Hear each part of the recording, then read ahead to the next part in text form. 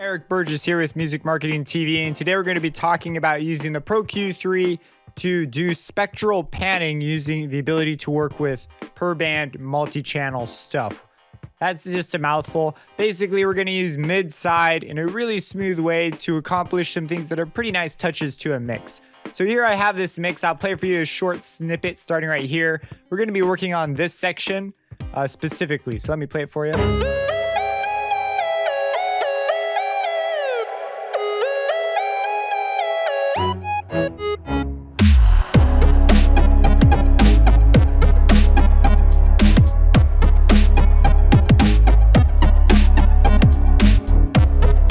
So that's what we're going to be working with. Now you may have noticed there is a voice under there.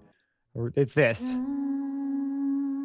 Our goal is to get this voice to come out a bit better and also get out of the way of things that could use the room, such as the kick. This is really easily done with the Pro Q3. So that's what we're going to use. We're going to use the Pro Q3 here. So here we have it. And what I'm going to do is I'm going to add a node. And first let's see where our spectrum is. It's mostly up around here-ish. And we're going to mess with the fundamental, something you normally don't mess with. So the thing I'm going to do is on the mid channel, I'm actually going to cut it some. The reason I'm going to cut it is because on the side channel, I'm going to add another node and make it a side. And you just do that by double clicking and selecting. And like that, you're doing mid side, like absurdly easy. And what we're going to do is we're going to do a rather large boost. Now this boost, because it's so dang big, we need to be careful about our levels. So I'm going to turn on auto gain, which will account for quite a bit of this. So I'm going to turn that quite a ways up. So it's going to come up in the mix a bit, despite auto gain being on. It's not like black magic. And then we should hear the side information come up quite nicely. So let's play it. And if you're listening over headphones, I recommend headphones for something like this so you can just get all the details. Unless you have like a really nice monitoring setup, then by all means. But that's a nice difference. Let me go ahead and bypass it. It's already pretty nice, but like, that's just fancy. So let's go ahead and do that in our mixing context. We might make this a bit more aggressive of a boost just because of the mix. So let's do the little run in.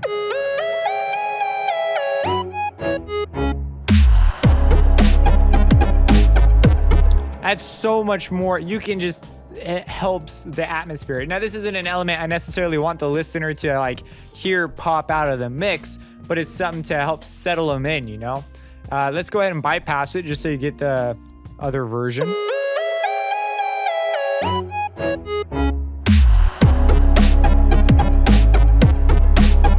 So doesn't have quite the same effect on the atmosphere, which is really what the idea of this sound in the mix is doing. So we want that. The other thing we're going to do is that we have this low end string thing I came up with doing this. And it would be really cool to automate the mid-side information on this and also maybe change the little bit of the left-right balance. So we're going to get a little crazy here. I think at the beginning, since this is the first time the listener hears this, leaving it in the more narrow stereo image is a good idea. And then when we get to the second half of the phrase, we can begin to move things around because the listener has now heard this before. And as long as we don't move it around too much, it can add to the effect. Now, you could definitely overdo this. So let's go ahead and add a FabFilter to this jazz. And with the FabFilter, we are going to, again, add two nodes. One for this time, we're going to do a difference in the right channel. I am going to sweep this. I'm going to make it a pretty big cut, and I'm going to sweep it up and down. And I'm also, again, going to sweep the side information.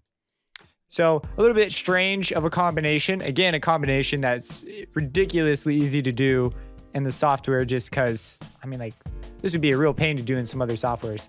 And what I'm going to do is I'm going to automate four things. I'm going to automate the gain and the frequency of the right channel and the gain and the frequency of the side channel. So let's go ahead and do that. So this is the gain of it.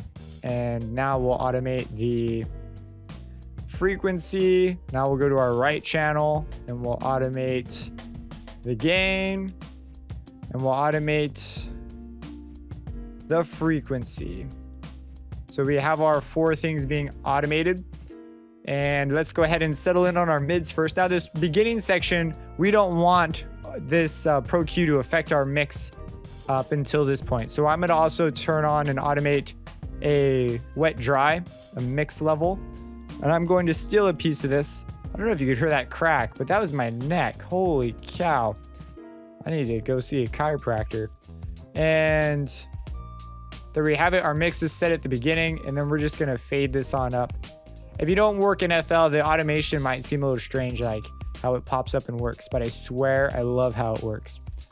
And so we're gonna start listening here because we're not gonna affect the first half so that the listener can get adjusted. And we're gonna bring the gain up right here-ish. And we're going to bring the frequency, we're gonna start a bit high and then bring it low. I feel like that'd be pretty cool for the side information.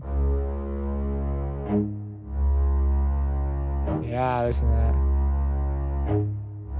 Oh yeah, we have a vector scope here so you can see also visually what's happening.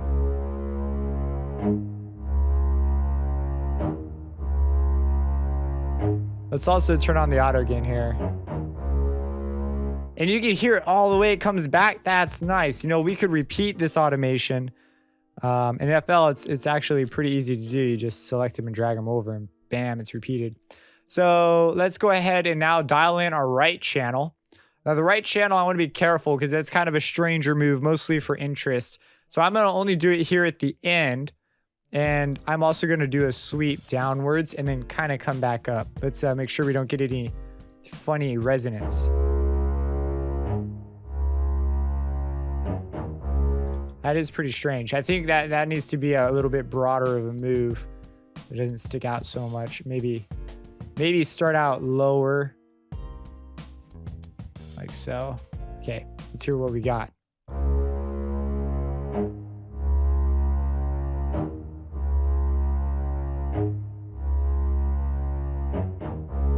That's pretty dang cool. And it will wrap right back up to where it was.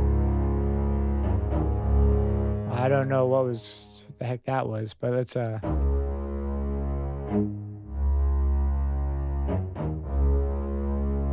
we get a different image right there. So that's going to be something that is going to enhance sort of the experience, that the atmosphere is sort of this thing that's moving around. It's like otherworldly, sort of this dark but progressive kind of thing. Like, I don't know, I picture little gnome people doing things to something like this.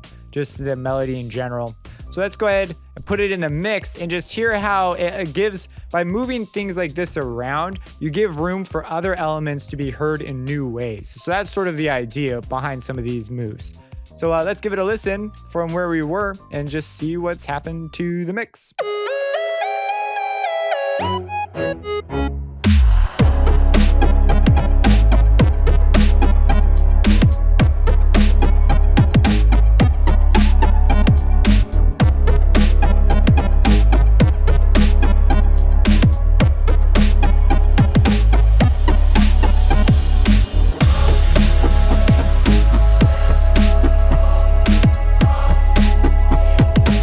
So pretty cool. They're whoa, man, what the heck am I doing?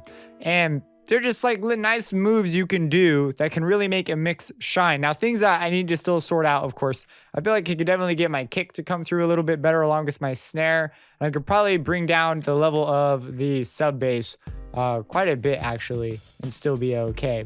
But anyways, that's the idea. If you have any questions, drop them in the comments, subscribe, and have a blessed day.